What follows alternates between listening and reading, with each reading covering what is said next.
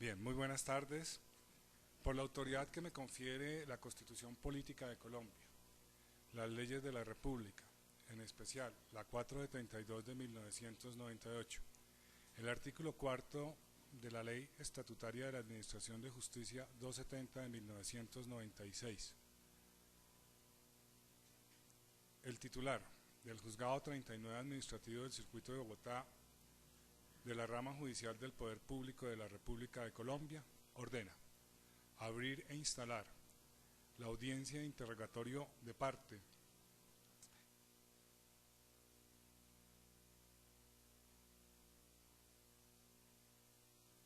de Televisión, Caracol Televisión, RCN Televisión S.A. y otros, para lo cual el despacho informa, primero, que obra mediante auto previamente ejecutoriado, en el cual ordenó la presente diligencia.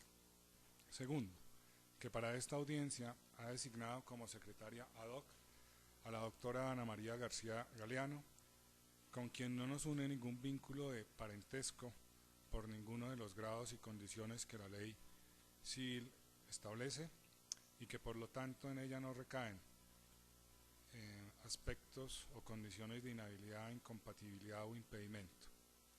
Asimismo, el despacho informa que no observa, salvo intervención de los señores apoderados en la diligencia, que hasta la presente y hasta la apertura de esta diligencia exista causal alguna de nulidad que afecte o invalide lo actuado, y que por lo tanto nos encontramos autorizados para proseguir en la diligencia que hoy llama la atención de esta audiencia judicial.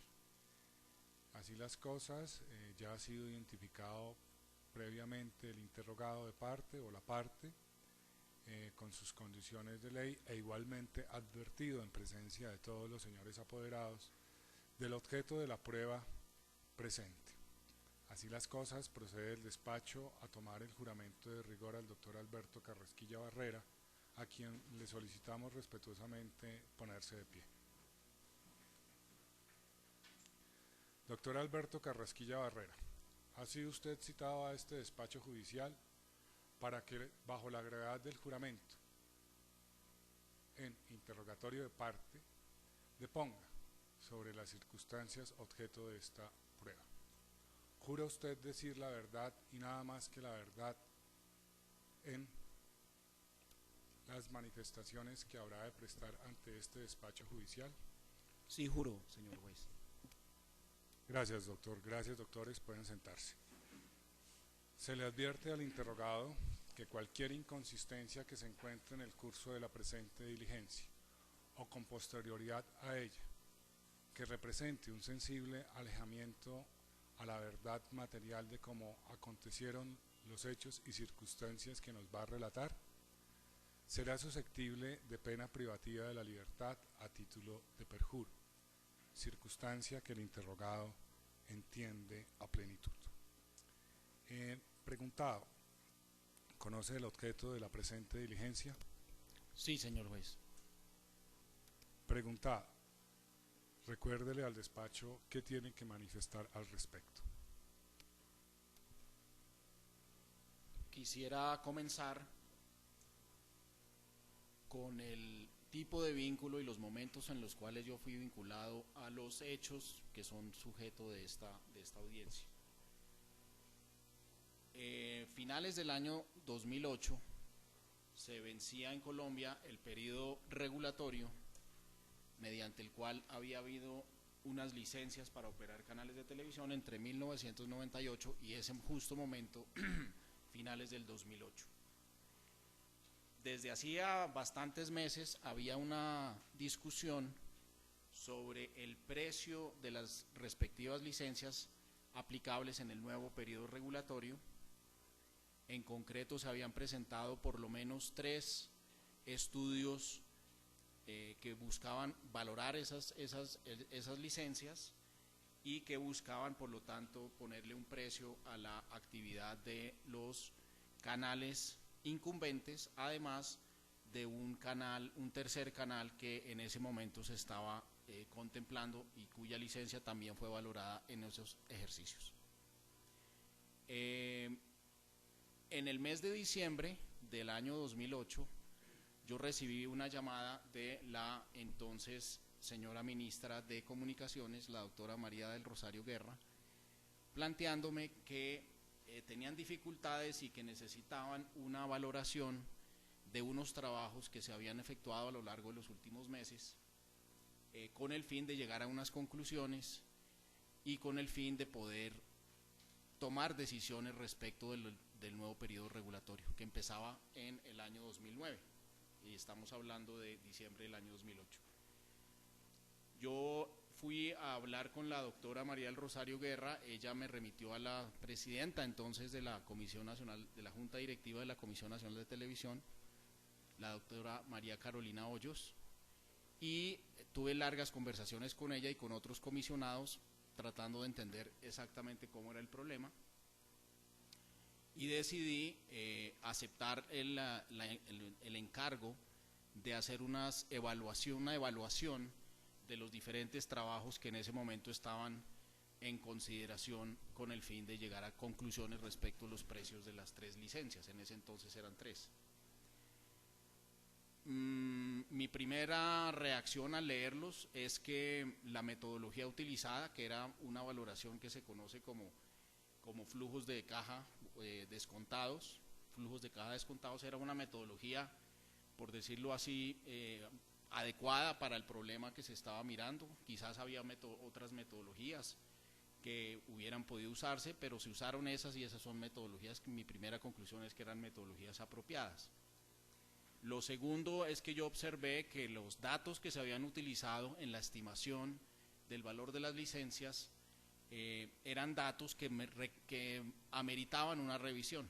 En concreto, lo que se llamó el trabajo conjunto de 2 bancas de inversión que buscaron independientemente al comienzo y luego en una unión temporal ponerle unos precios a esas licencias, solamente utilizaban datos de pauta que iban hasta más o menos el mes de mayo-junio del año 2008. Entre mayo-junio del año 2008 y el momento en cuestión, que era diciembre del año 2008, se habían observado serísimas repercusiones de los problemas de la economía sobre la pauta efectivamente observada. En adición a ello, había unas inquietudes de índole más técnico relacionado con las estimaciones de esas bancas de inversión, pero yo diría que la mitad del problema o más se debía a la utilización de datos que tenían un rezago de 6 meses, y uno normalmente esos rezagos de 6 meses no son tan graves, pero en el contexto de finales del segundo semestre del año 2008 sí implicaban unas diferencias bastante importantes. Adicional a ese problema que yo vi era bastante claro que los supuestos que se habían utilizado no estaban correspondiéndose con la realidad. Había otros problemas, de algunas subestimaciones de unos costos, etcétera, etcétera, que me llevaron a plantear que los precios implícitos en la valoración de 344.000 millones de pesos por licencia, más 130.000 millones de pesos por la licencia del Canal 3, que en ese momento era solamente una aspiración, no existía una asignación en específico,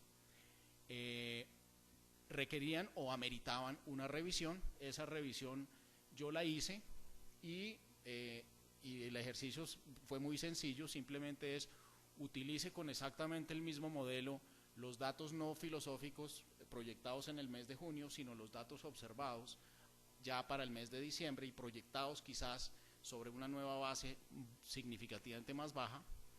A eso agréguele una consideración sobre algunos de los costos fijos que estaban implícitos en la valoración y llegue a un estimativo. Ese estimativo a mí me dio 264.000 millones de pesos en lugar de 344 por cada uno de los 2 canales incumbentes y del orden de 70.000 millones de pesos para el llamado tercer canal en ese entonces. Eso fue la valoración que yo hice y eso fue una simple corrección, por decirlo así, con información más nueva. No, en ningún momento pretendí yo cuestionar la metodología, ni decir que esa metodología no era válida, sino decir que con exactamente la misma metodología y unos datos reales en lugar de unos datos proyectados, más unas consideraciones de costos fijos, en cuyo detalle podemos entrar, daba el tamaño de esa diferencia.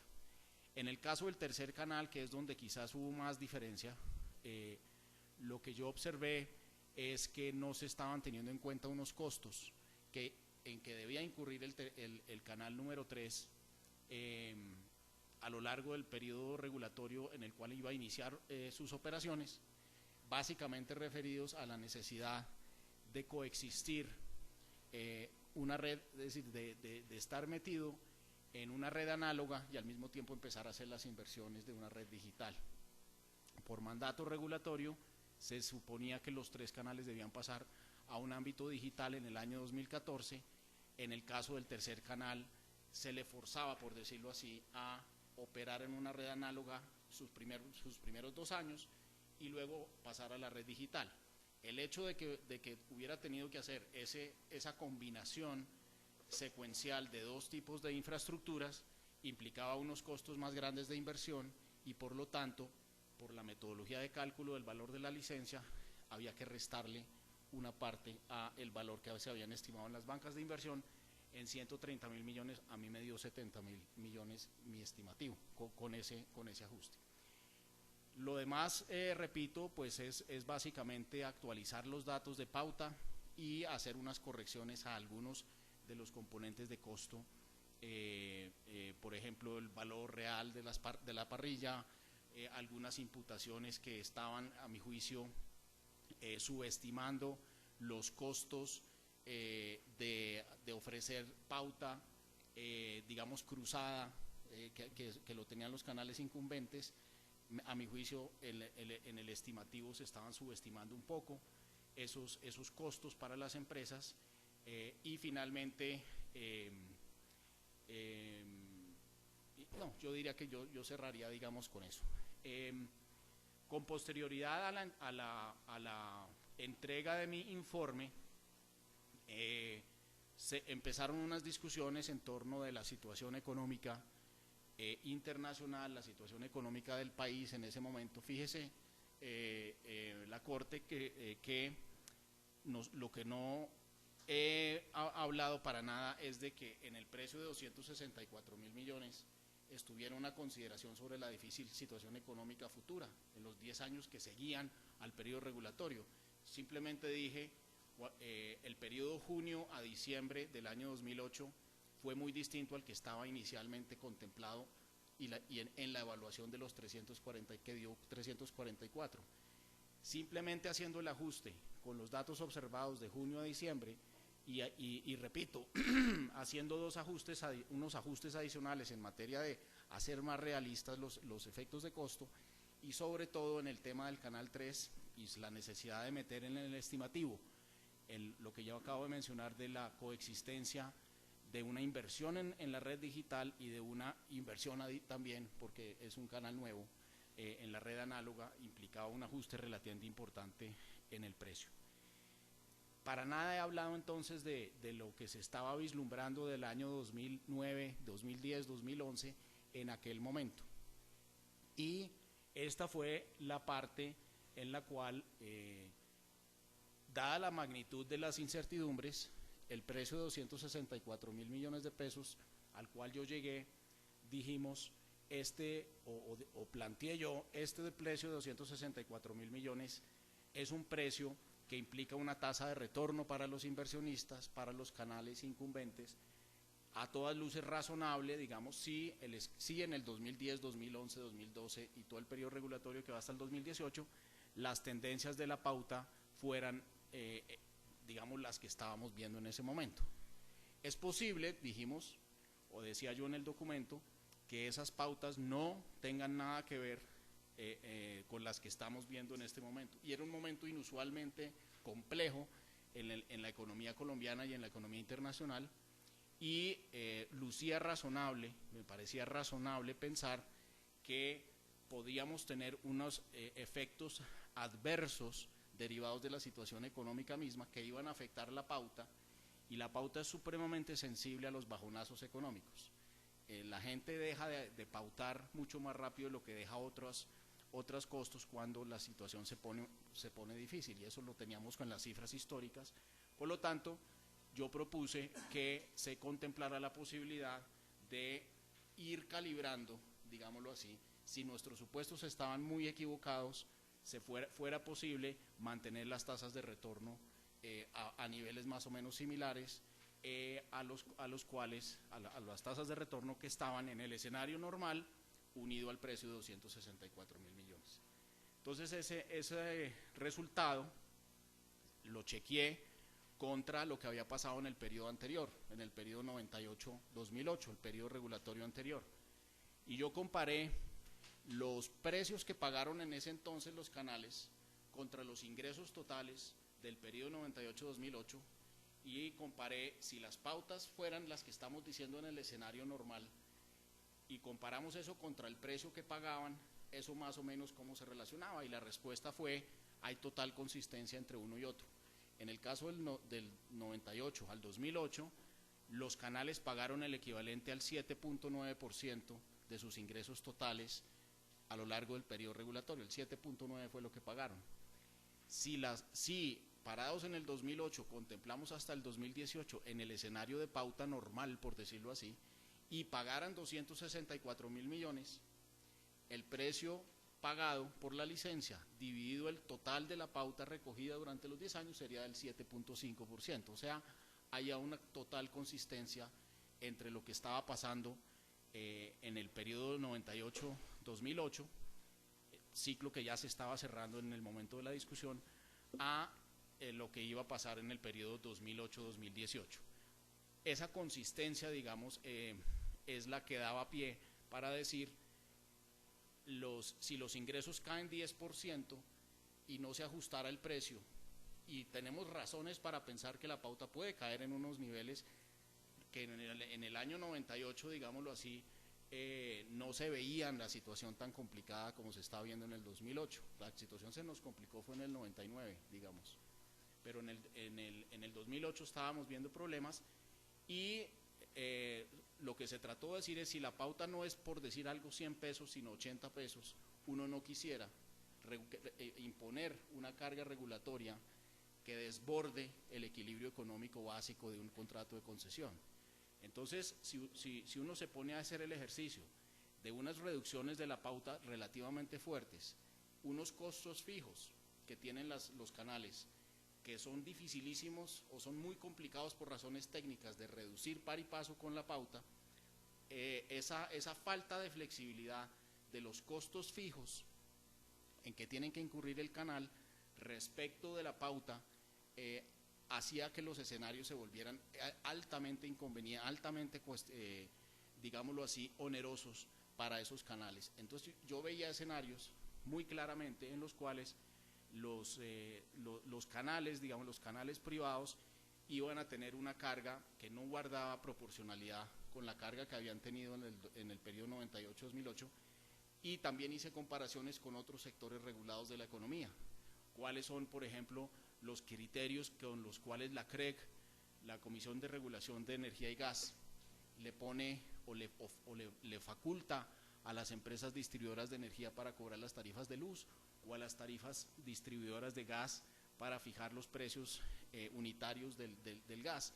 Y eso siempre están pensando los reguladores en tasas de retorno, y siempre están pensando, digamos, en que las cargas digamos, tengan un principio de razonabilidad básico. Y esa fue la razón por la cual el precio de 264, que repito, no tenía para nada que ver con el futuro, con el periodo regulatorio mismo, simplemente se trató de hacer ajustes a el momento en el cual se hicieron las estimaciones de las bancas de inversión y se presentaron de manera unificada bajo la figura de la unión temporal. Esos datos solamente usaban la primera parte del año, no utilizaban la segunda parte del año. Por lo tanto, es un ejercicio simplemente de actualización de datos, y algunos problemas que tenía con las estimaciones de algunos de los costos, y eso es lo que da la diferencia entre 344 y 264. La razón por la cual a mí me pareció, y así se lo propuse a la Junta Directiva, que tuviera sensibilidad respecto de eventuales situaciones de enorme dificultad con la pauta en los 10 años subsiguientes, tuviera digamos, una cierta flexibilidad con el fin de que las tasas de retorno, dada una pauta significativamente más baja, digamos, no colapsaran y no produjeran un desequilibrio económico injustificable, digamos, en esas industrias reguladas.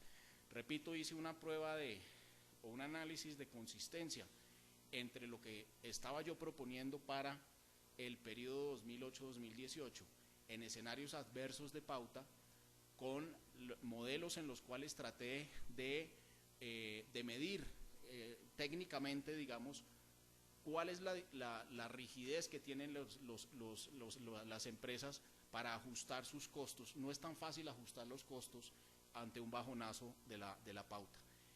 Las tasas de retorno, repito, en todos esos escenarios se parecen mucho, y como le decía, las tasas, la relación entre el precio pagado y los ingresos totales se parecen mucho a lo que pasa en otros sectores de la economía y a lo que pasó en el periodo 98-2008 en este sector específico de la economía. De tal suerte que, digamos, atendiendo la primera de las preguntas que hacía el señor juez, pues yo diría que yo trabajé de una manera completamente independiente.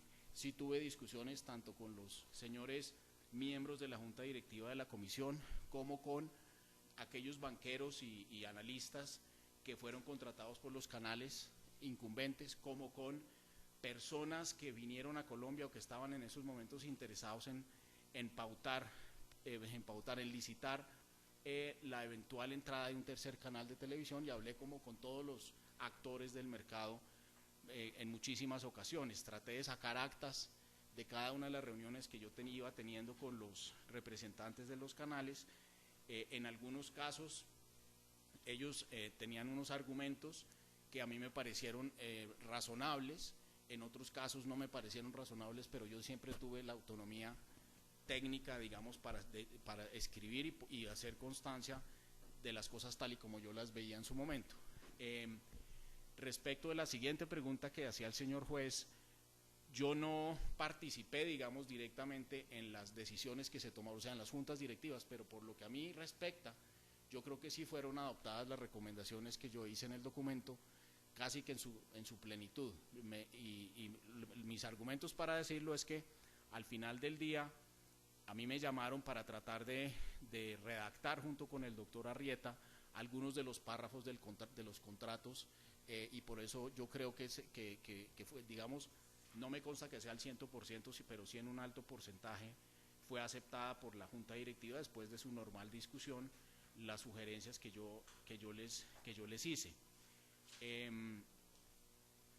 Yo diría que eso es, digamos, las características generales de la problemática.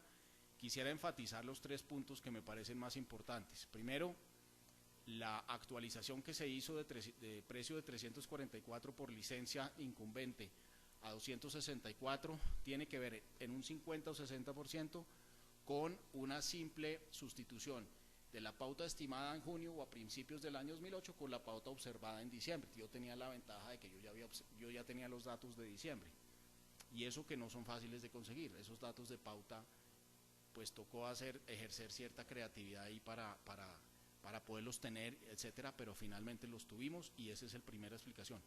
El otro 40 o 50% es una suma como de unas 4 consideraciones adicionales relacionados con factores fundamentalmente de costos que estaban, a mi juicio, un poco subestimados en las estimaciones de la banca. Segundo punto importante. Doctor, lo interrumpo por una cosita antes de que se nos quede.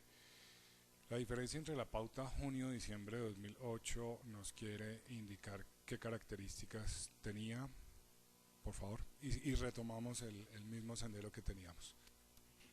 Las diferencias eran en ese momento bastante sustantivas, es decir, había unas diferencias del orden de 10% o 15% en la pauta que se estimó cuando se entrega el informe de la unión temporal. Eso es más o menos mes de mayo, junio, o sea, información a más o menos mayo, junio, y la información que se había observado a diciembre era una información que era muy sustantivamente diferente de y eso es, digamos, una explicación central de la diferencia. Y ahí permítame, nuevamente lo vuelvo a interrumpir.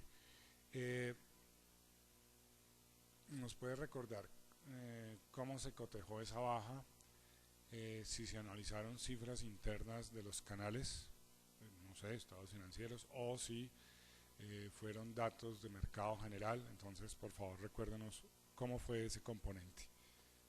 Sí, los datos que se usaron siempre fueron unos datos que se conocen como INTB,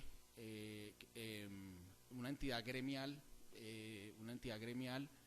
se utilizaron en adición a eso informes sobre pauta en los canales regionales para tratar de tener una idea. Es una parte muy pequeña del mercado, pero se usa esa información, y se complementó, digamos, con la información que tenían los canales mismos de cuánto estaban pautando. Es decir, tuvimos acceso a la información de INTB, teníamos información de los canales mismos, información de los canales regionales, llamados canales regionales, que eran una pequeña parte del mercado, para tratar de tener una idea de exactamente cuánto era la pauta, porque la manera como se define el modelo regulatorio nuestro, digamos, no es usual en el mundo, pero se basa en esos ingresos de pauta. El segundo punto que yo quiero hacer es la pregunta que hacía el señor juez de los rangos, por qué no se quedó en 264.000 y por qué hubo esos rangos y por qué no arranca de 264 hacia arriba.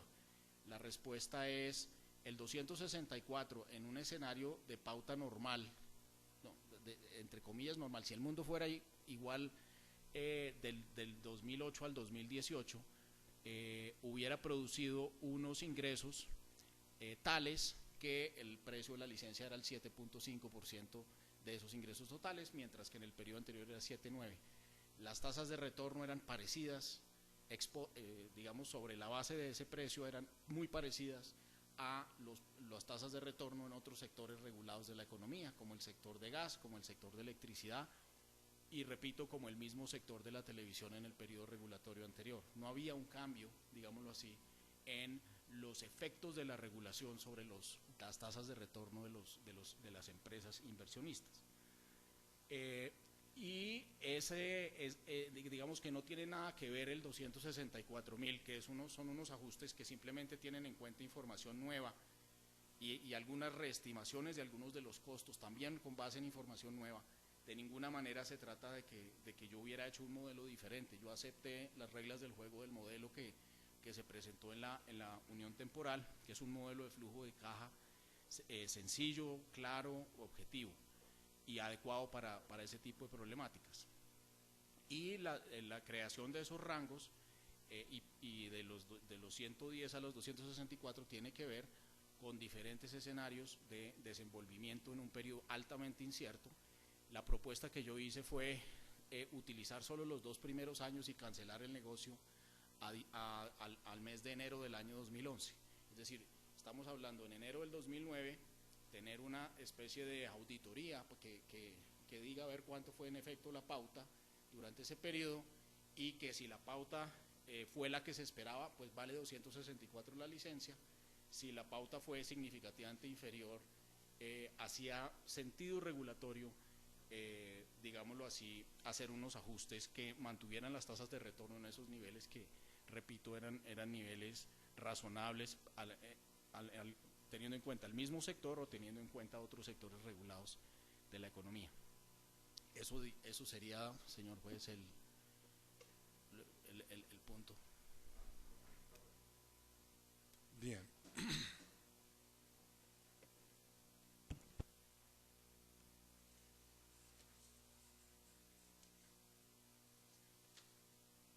¿Recuerda usted de las observaciones hechas por Luis Gallo a los estudios de las bancas de inversión?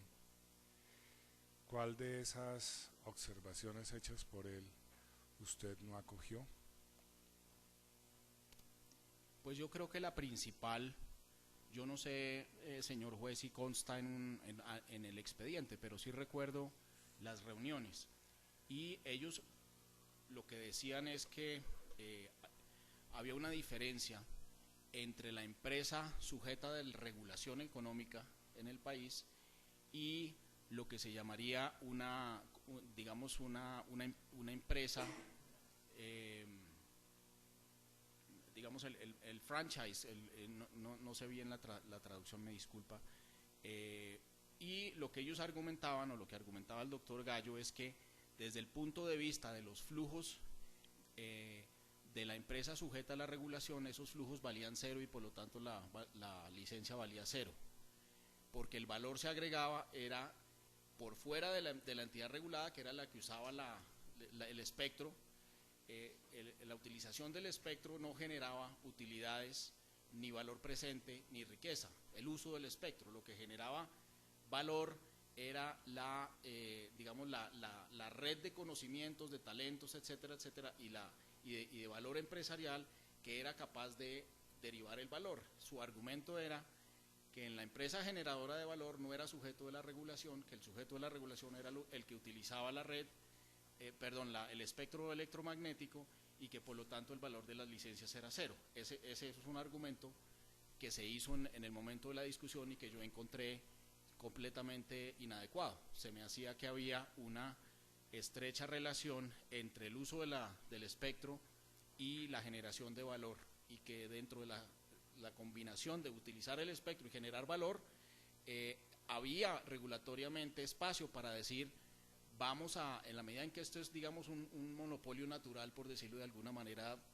elegantosa, la existencia de ese monopolio natural daba lugar para que el Estado fijara, por decirlo así, una tasa de retorno razonable ahí.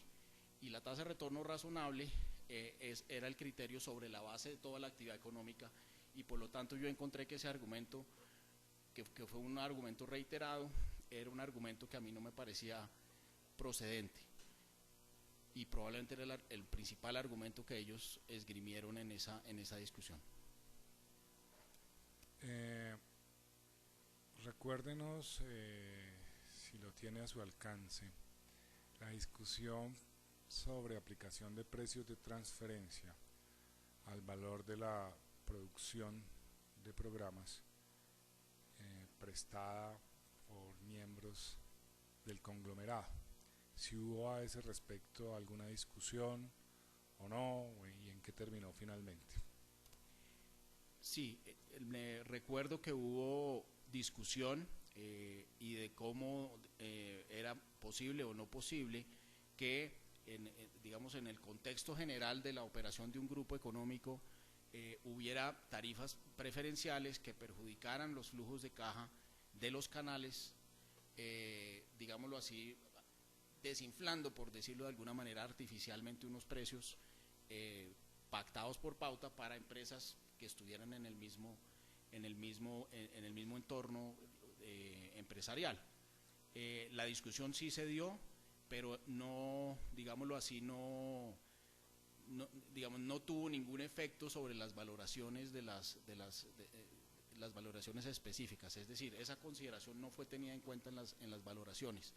La razón es sencilla. Primero, un muestreo que se hizo de las tarifas a las cuales estaban operando no daba razón para sospechar que hubiera una subestimación drástica de los precios, y por lo tanto una reacomodación de los flujos de utilidades entre unas y otras empresas de un determinado entorno empresarial.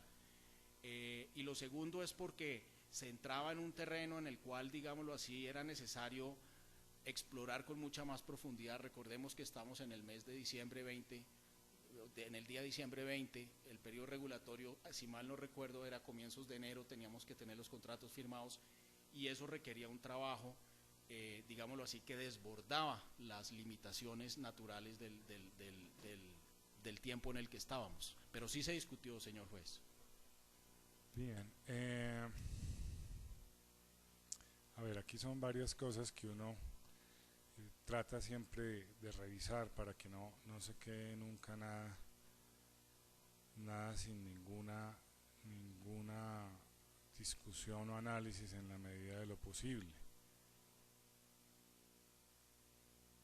Mm, Bien, voy a extraer esto del testimonio de Juan Oviedo y dice así.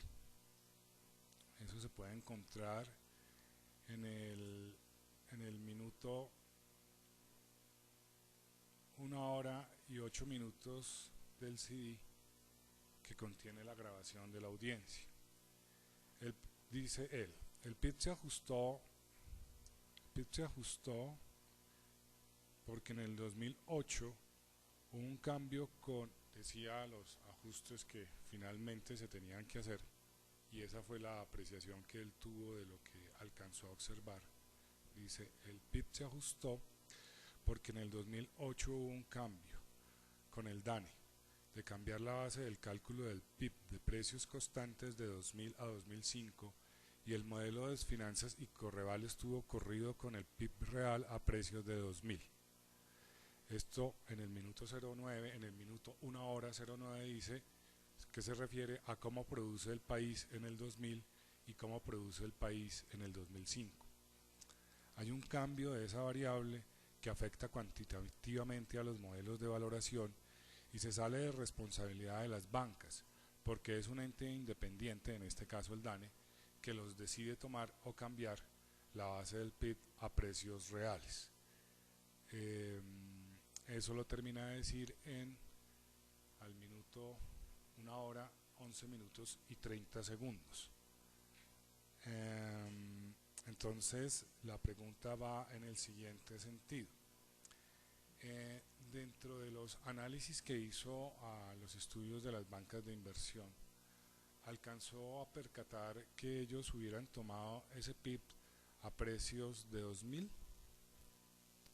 No, yo no tuve ese seguimiento, ni tuve, digamos, ni me preocupó el deflactor, o no me preocupó la base del PIB en el momento en que yo hice esa evaluación. No fue parte de los resultados ni de los análisis que yo hice. Y la razón, digamos, es relativamente clara, y es la única razón para utilizar el PIB es para tratar de tener la mejor estimación posible de la pauta. Entonces, si yo uso el PIB con la base del 2000 o uso el PIB con la base del 2005, me va a cambiar, desde luego, el número absoluto, y probablemente me va a cambiar la proporción que del PIB constituye pauta publicitaria para la televisión y para estos tres canales que en ese momento estábamos contemplando. Lo único importante es que haya absoluta consistencia en que estamos hablando exactamente el mismo PIB en el periodo 2008 a 2018, así sea base 2000 o así sea base 2005. Lo único importante es que sea la misma variable. Entonces, en síntesis, lo que implica cambiar la base del PIB, dada la pauta observada, es que cambia la proporción pauta sobre PIB, cambia esa proporción porque el PIB cambió. Pero uno, cuando está haciendo el modelo de valoración, lo único que le preocupa mucho es cuánto va a ser el crecimiento del PIB de ahí en adelante, no tanto cuánto es el PIB observado si tiene base 2000 o 2005. El PIB realmente es una variable que entra como ancla de las proyecciones de pauta. Uno dice, hombre, si está subiendo el PIB, debería subir la pauta; si está cayendo el PIB, debería caer la pauta. Es más o menos la reflexión así digamos, pero la importancia relativa que tenga qué PIB exactamente se está midiendo, y por lo tanto, si la relación pauta sobre PIB es 0.10 o 0.15, no es tan relevante como la necesidad de que sea homogénea, de que sea la misma variable la que uno utiliza en sus proyecciones del 2008 al 2018. Bien, como el indicador o mejor, el ingreso por excelencia de una concesión en televisión, pues obviamente es la colocación de pauta. Lo que se entiende es que el estudio de las variables que se hicieron para reajustar los resultados de las bancas tuvo en cuenta la situación global del momento que se estaba viviendo. uno podría decir que el PIB es una variable macro o microeconómica, y de quién depende ese manejo desde el punto de vista de la economía y de los elementos de control que se deben ejercer sobre eso. Entonces, pregunta puede ser un poco gaseosa, pero yo lo que quiero analizar fundamentalmente esos riesgos de PIB, entre comillas, ¿a quién se los asigno?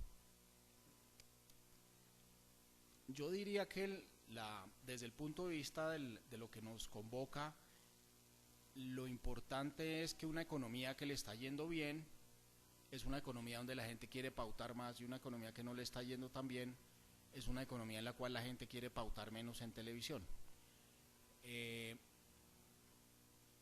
Y medimos cuándo la economía le está yendo bien o cuándo la economía le está yendo mal con base en el PIB, la tasa de crecimiento del PIB. Y esa es, digamos, el fundamento para decir, bueno,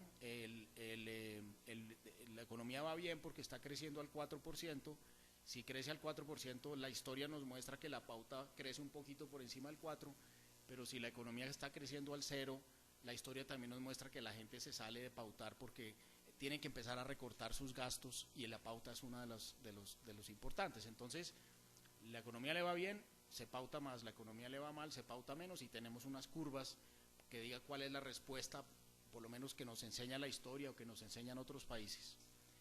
¿De quién depende que la economía le vaya bien o le vaya mal? Es decir, ¿quién controla el punto? ¿A quién le asignamos ese riesgo? Yo diría en un 60% son factores externos a nosotros, es decir, son factores de que cayó el precio de nuestros bienes exportados, o subió las tasas de interés en otros países y entonces nos afecta; se nos revalúa la tasa de cambio porque están entrando o saliendo capitales; la gente no le gusta prestarnos tanto, o nos quiere prestar más plata.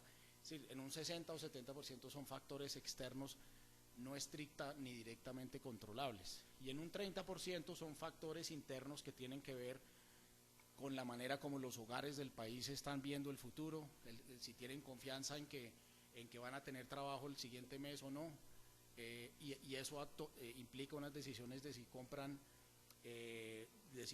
bienes en el supermercado, y si compran, entonces la gente va a decir, oh, me está gustando esto, voy a pautar más. Y en un 30% son ese tipo de circunstancias. Control sobre la dinámica, digámoslo así, creo que es difícil de asignar individualmente. Yo lo que diría es algo supremamente descentralizado, que depende de las decisiones de muchísimos actores nacionales e internacionales, y que los riesgos asociados a la economía son riesgos que cada cual maneja, digámoslo así, teniendo en cuenta su visión. Sí, pero digámoslo desde el punto de vista del manejo de esas variables que afectan la economía. ¿Eso pudiera uno decirlo que es más un riesgo país o es un riesgo individuo? ¿Está más de la mano del control del Estado en determinado momento? Porque, pues digámoslo, uno diría, bueno, ¿y el particular cómo controla? ¿O el control es de Estado? O en fin, ¿cómo manejamos una situación de esas? Porque fundamentalmente lo que se está diciendo en el proceso no es que hay una coyuntura económica extremadamente especial, y eso implica reevaluar una serie de elementos que teníamos por descontados inicialmente. Entonces, si lo que la Comisión Nacional de Televisión quiso fue anticiparse a esa situación, pues uno se pregunta, ¿cómo la controlamos? ¿Había otra manera de manejarla? ¿Había otra manera de que el contrato tuviera otra medición para no ser afectado? ¿O era la única manera? ¿O era la más óptima dentro de varias que se analizaron? Yo diría, echaría un paso para atrás y diría, este es un mercado regulado, y hay un regulador que le impone a el ente o a la empresa regulada prácticamente un componente muy grueso de su entorno económico. Es decir, esto es un sector, digámoslo así, que se diferencia de una empresa en un segmento no regulado del país, en el sentido en que aquí le imponen las reglas del juego. Al ponerle un precio a su licencia de operación, lo que tiene que tener en cuenta el Estado es la tasa de retorno de las inversiones que se tienen que hacer. Se están utilizando unas redes, unos espectros que se les permite cultivar a unos actores privados por el derecho a cultivarlos y a utilizarlos. Se les pide un precio de uso, y ese precio de uso tiene que hacer referencia a la tasa de retorno que ese inversionista privado, digámoslo así, va a recibir. ¿Por qué? Porque tiene que tener razonabilidad para con el sector mismo. A nivel colombiano, las tasas de retorno de la inversión deberían guardar correspondencia con lo que fue el caso en el periodo regulatorio anterior. Mal haría el regulador en decir, no, es que ahora la tasa de retorno va a ser la mitad de la que fue en el periodo regulatorio anterior, o va a ser el doble. Eso es un uso excesivo de fuerza, digámoslo así. Segundo lugar, tiene que guardar alguna correspondencia con las tasas de retorno de otras entidades, otras empresas reguladas, como las distribuidoras de gas que he mencionado, o de electricidad, que tienen unas tasas de retorno, y las comisiones reguladoras respectivas siempre se preocupan por tratar de que las tarifas eléctricas, por decirlo de alguna manera, generen para las empresas unos ingresos tales que esos ingresos permitan pagar los costos asociados a las inversiones, al manejo administrativo de las compañías, a la reparación de los postes, etcétera, etcétera, y además de eso una tasa de retorno que garantice la prestación del servicio, porque si no hubiera tasa de retorno no habría quien invirtiera en el sector y no habría luz. Entonces aquí pasa exactamente lo mismo, creo yo. El regulador no puede utilizar la fuerza hasta el punto de dejar al inversionista sin un retorno adecuado a su inversión. Por eso, si el mundo puede ser normal, si el mundo fuera normal y el precio de la licencia terminara siendo 260, la tasa de retorno de esa inversión es más o menos el 7%, 8% de los ingresos totales. Si la pauta no es esa, sino 10% inferior, de pronto, y eso fue lo que hicimos, es necesario tener en cuenta que los ajustes que se pueden hacer en los costos fijos de las empresas no son uno a uno con la caída de la pauta. Tiene un doble efecto que hay que tener en cuenta. El primer efecto es, bueno, tengo menos ingresos, ese es obvio, pero el segundo efecto es, yo quedé con unas inversiones que estaban armadas para una pauta que fuera significativamente más alta. Entonces yo no puedo salir de esas inversiones tan fácil, o del personal que tengo contratado. Si la pauta se me cae, yo de todas maneras tengo que llenar una parrilla, tengo unas obligaciones contractuales que tengo que cumplir, así la pauta esté más baja. Entonces tengo un segundo efecto. Yo recibo menos ingresos y no soy capaz, en parte porque los costos están fijos y en parte porque tengo obligaciones contractuales, de reducir mis costos par y paso con la caída de los ingresos. Entonces, si yo no hago nada como regulador, la caída de los ingresos, unido a la imposibilidad de ajustar costos uno a uno, me deterioraría de una manera muy importante la tasa de retorno de esas inversiones. Eso es un uso excesivo de fuerza. El regulador debe preocuparse porque el ente regulado cumpla sus obligaciones contractuales, preste el servicio de una manera adecuada, cumpla los reglamentos de que los horarios son así, y que los programación infantil es acá, la programación, requisitos que les impone el regulador para hacer trabajo social y cosas de ese estilo. Tiene que cumplir absolutamente todo. En el caso del tercer canal, tiene que invertir en una red análoga para luego invertir en una red digital. En el caso de los incumbentes, tiene que entrar a operar la televisión digital en un momento. O sea, hay unas obligaciones contractuales y el regulador tiene que vigilar que haya una tasa de retorno. Si los ingresos se caen, y eso era lo que yo pensaba que podía ocurrir, no se podía poner en riesgo la prestación del servicio y el cumplimiento de todas las obligaciones contractuales, deteriorando de manera excesiva, digámoslo así, la tasa de retorno. Entonces, finalmente, ¿cómo se distribuyeron los riesgos? Yo diría, los riesgos se distribuyeron, es decir, la persona que entró a invertir asume unos riesgos, tiene unas inversiones ahí, etcétera, etcétera, y seguramente si se cae la pauta, sus tasas de retorno no van a ser las que pensaba, sus utilidades no van a ser las que pensaba, pero tiene unas obligaciones de seguir cumpliendo una obligación contractual para con el Estado colombiano. Pero tampoco el Estado colombiano le puede decir, si cae la pauta, yo le tengo a usted unas obligaciones contractuales grandes, relativamente importantes, le tengo unas obligaciones de inversión para mejorar la calidad, etcétera, etcétera, a lo largo del periodo regulatorio, y no le voy a permitir a usted ni salirse de las obligaciones contractuales, ni bajar el precio de la licencia, de tal manera que usted se lleva todo el costo vía su tasa de retorno. Esa era un poco la reflexión que había que hacer en ese momento. Listo. Gracias, doctor. Finalmente en los otros SIS se fijó como precio estimado del valor de la licencia, la concesión, 187.000 millones de pesos. Con las fluctuaciones que hemos visto, es decir, si decrecía o aumentaba la pauta. Recuérdenos cuál era la aspiración que tenían los canales de televisión como precio base de la licencia, o único, depende de cómo ellos lo quisieran. ¿Cuál era la aspiración que ellos tenían para que se les fijara en aproximados? Yo entiendo que uno no puede decir, no, es que eran con 5 centavos, no, pero aproximadamente un rango para entrar a hacer un análisis posterior.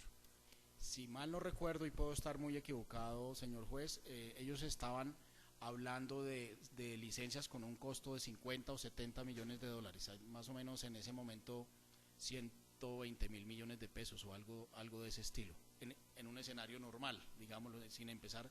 Eso es un planteamiento que se hace mucho antes de que yo entrara a hacer este ejercicio, sino eran los números que yo veía que se estaban esgrimiendo. Cuando ya entramos a las discusiones en las cuales yo participé, yo sí recuerdo planteamientos que decían que esas licencias valían cero, que se debería dejar operar con una licencia cero, con el argumento de la separación de la actividad comercial y el uso del espectro.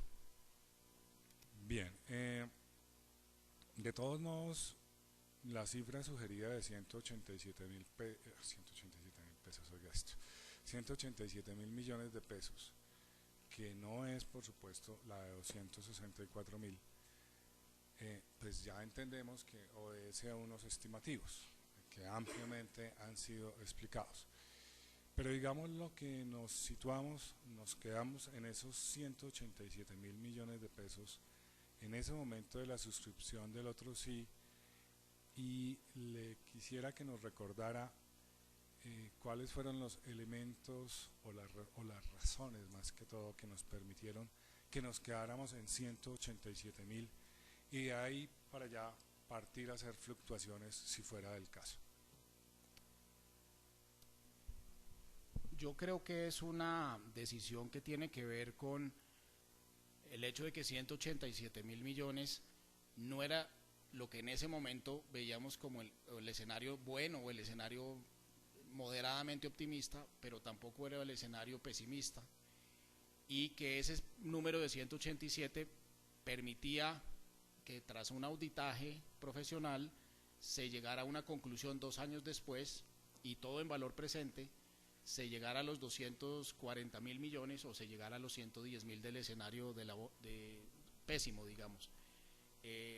Yo creo, señor juez, que esa es la razón, es una razón en la cual era como un escenario intermedio dentro de los ejercicios que se hicieron, que permitía ajustar hacia arriba o hacia abajo siempre en valor presente, digamos, y que simplemente se escogió como un número en la fase media del rango de posibilidades que estaban abiertas en ese momento, con la obligación de que se hiciera una revisión.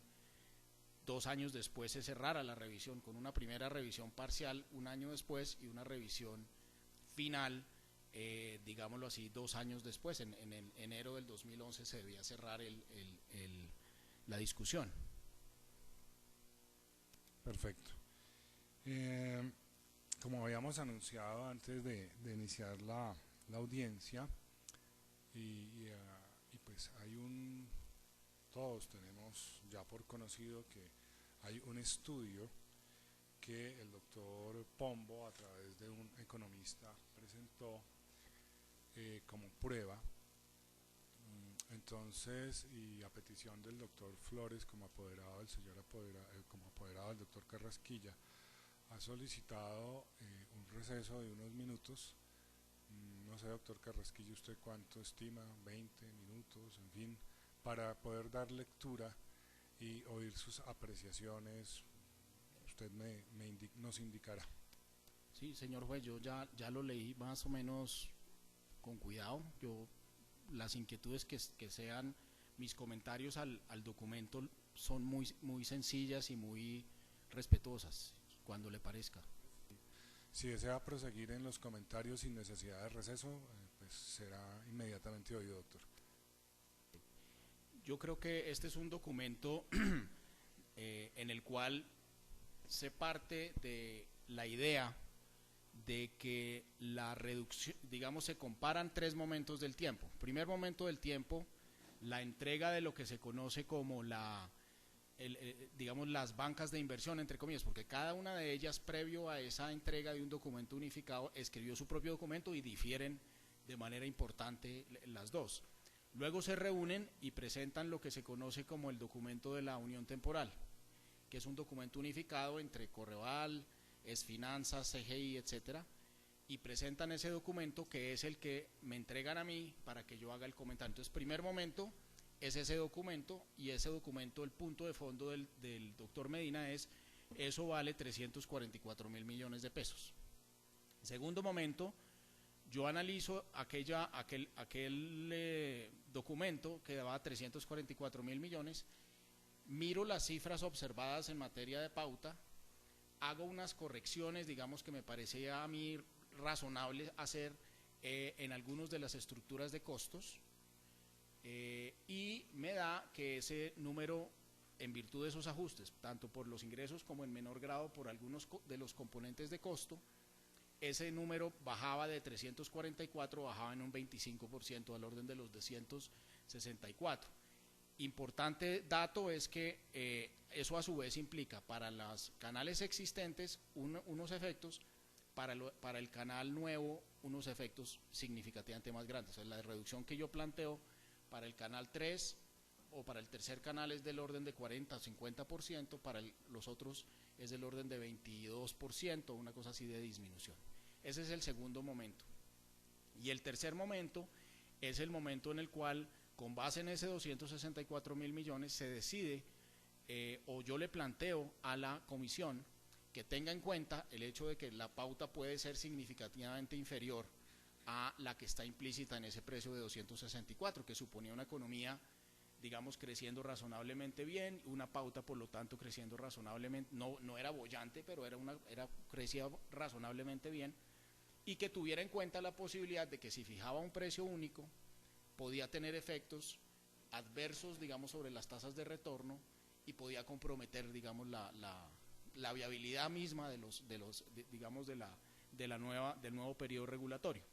Y les planteaba unos ejercicios que yo hice tratando de mantener de cierta manera razonablemente equilibradas las tasas de retorno para diferentes escenarios de pauta.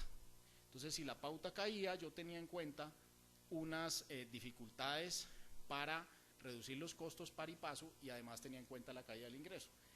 Entonces, esas rangos de 110 a 264 que yo hice tienen que ver con qué tal que no nos vaya así de bien, cuál debería ser el precio para que las tasas de retorno más o menos se mantengan razonablemente en línea con digamos, con lo que es la regulación en otros sectores de la economía y lo que ha sido la regulación en el sector para no estar cambiando las reglas del juego ni al interior del sector ni con respecto a otros sectores de la economía. Y ese es el tercer momento. Yo creo que el documento lo que hace es, digámoslo así, decir, es que en el hecho de bajar de 344 a 264 el estimativo ya anticipa las dificultades macroeconómicas, etcétera, etcétera, del periodo regulatorio nuevo. Y luego hace una doble Nelson, digámoslo así, en el sentido de que vuelve y reduce de 264 hasta 110 los límites del precio de la licencia, y por lo tanto hay una doble, o la comisión toma la decisión de dar un doble beneficio, por decirlo así, a la persona que está pagando la licencia. Yo lo que diría es, la baja de 344 a 264 no tiene nada que ver con el futuro, con el periodo 2008-2018. Tiene que ver con el hecho de que ya el 2008 se estaba vislumbrando muy difícil, y entre junio y diciembre del año 2008, unido a unos problemas de costos, había razones razonables, perdón la redundancia, para reducir el de 344 a 264. Ese es el primer hecho. Y el segundo, que es distinto, es, oiga, y fuera de eso, el 2008, como estamos viendo en el 2008, ¿qué tal que el 2009 se parezca? ¿Qué tal que el 2010 se parezca? ¿Por qué no damos un periodo de espera de 2 años para saber si teníamos razón al proyectar esos ingresos por pauta y llegamos al precio 164, maravilloso? Si eso es así, da clarísimo que hay una homogeneidad con respecto a otros sectores regulados, hay una prueba de razonabilidad respecto de la historia, respecto del periodo regulatorio anterior, muy claro, es decir, los ingresos de pauta en relación con el precio de la licencia guardan una proporcionalidad, y las tasas de retorno en este sector respecto de otros sectores regulados guardan un criterio de razonabilidad. Para otros escenarios de pauta, entonces mi planteamiento fue siempre, debe haber, el regulador no puede, digamos, o no es conveniente que el regulador afecte por la vía de una normativa unas tasas de retorno de una manera significativa. Yo diría que ese es el comentario central que yo tengo para este documento. Síntesis, me parece que no es el espíritu de lo que yo hice, dar lo que yo propuse, ni el espíritu de lo que la Junta Directiva de la Comisión decidió, hacer 2 descuentos diferentes, sino tener en cuenta 2 realidades.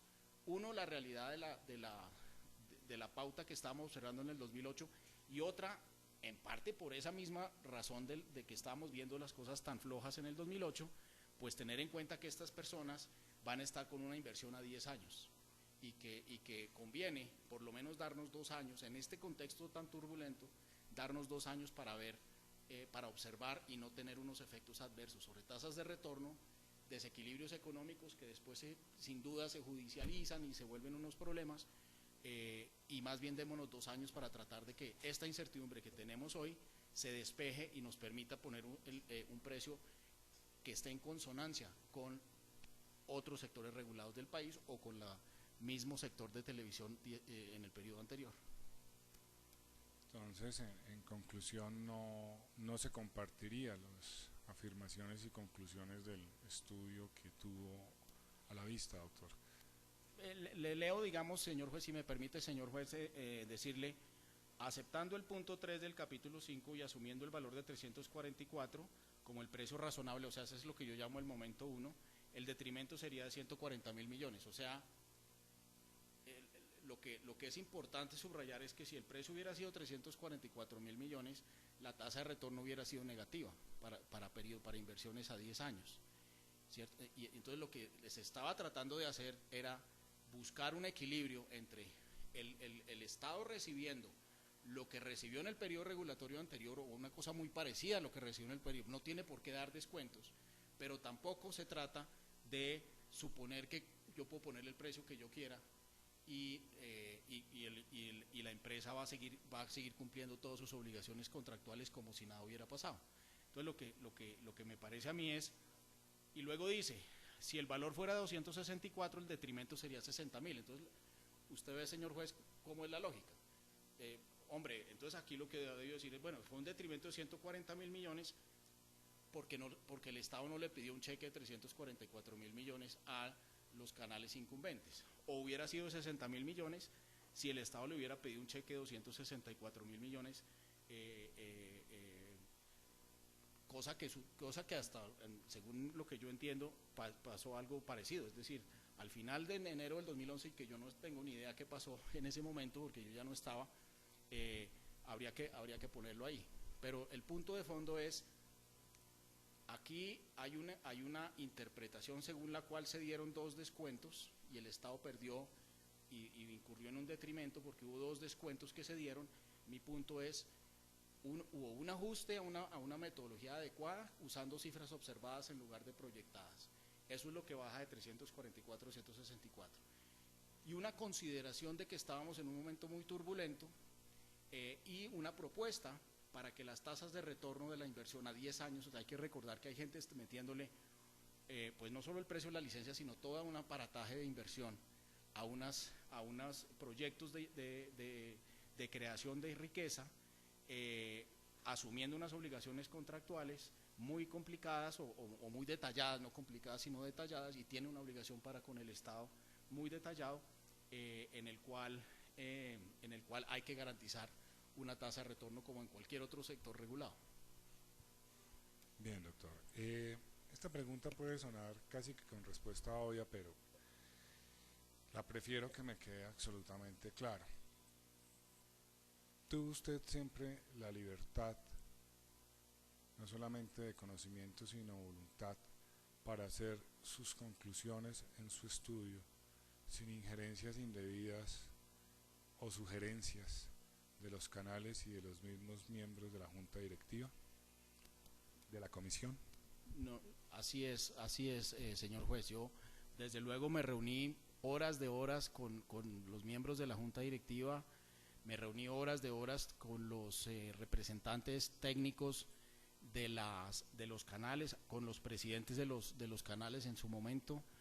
Me reuní con personas que estaban interesadas en el tercer canal, porque finalmente el periodo regulatorio incluía la creación de un tercer canal, y entonces había gente que estaba muy interesada en los resultados de esta discusión y de las decisiones que tomara la Junta Directiva, y me reuní con todos por muchas horas y durante muchos días, digamos, desde comienzos de diciembre hasta comienzos de enero, prácticamente todos los días, por decirlo de alguna manera.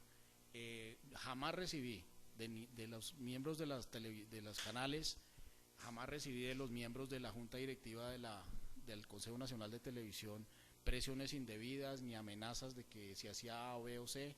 Al contrario, debo decirle, señor juez, que es una discusión absolutamente profesional la que yo experimenté durante ese mes en el que estuve trabajando. Gracias. Bueno, yo creo que la más difícil, algo que aclarar, corregir o enmendar a la presente diligencia. No, señor juez, simplemente ponerme a su disposición por cualquier otra inquietud, cualquier otra necesidad. Gracias, doctor Carrasquilla. Así las cosas, el despacho considera cumplido a las 15:57, o sea, ¿qué será esto? Las 13:57 minutos de la tarde, el deber para el cual fue convocada la presente diligencia. Agradece la presencia de la parte, igualmente de los señores apoderados. Les solicitamos unos minutos más para la redacción del acta y bueno, creo que el jueves tenemos otra vez reunión. Viene el doctor Arrieta y ¿quién más viene? No, el doctor Arrieta. No, creo que hay alguien que está... ¿Es el viernes? ¿El de cuál, doctora? No, Buitrago, no. O sea, yo ya no insisto más en quien no aparezca porque no va a aparecer. O sea, además hay también suficientes elementos de prueba recogidos. No sé quién me falte fuera del doctor Orrieta. Ah, el economista del doctor.